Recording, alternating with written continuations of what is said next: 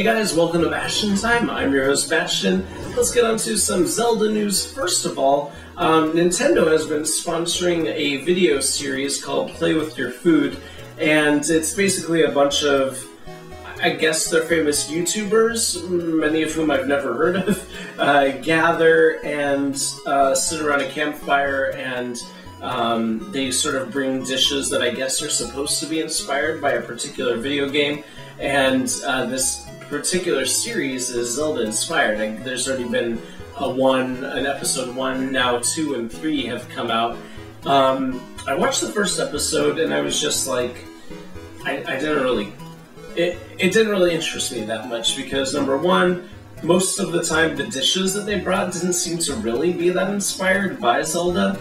They just seemed like random things to bring, and two, I didn't really know any of the people, so I didn't really have any connection.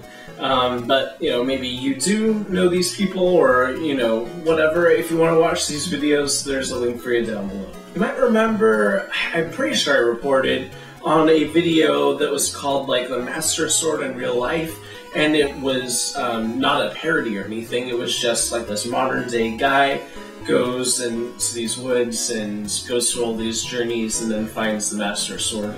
That same individual has created a new video, and it's like a cover of Wind Waker, but I'm not positive that it's an actual cover that he's himself performing. It's very difficult to tell. Some of those instruments don't sound live to me, so I'm not really sure. I think it's just meant to be a visual thing, and it's very interesting though, very high detail graphics depicting islands and the King of Red Lions and whatnot, so if you want to check that out, there's a link for you down below. And speaking of Wind Waker and music, there's a sort of Wind Waker musical sort of thing where Link goes into the milk bar and there are a bunch of Wind Waker characters and they're all singing, and it's very musical styled. It's very funny actually.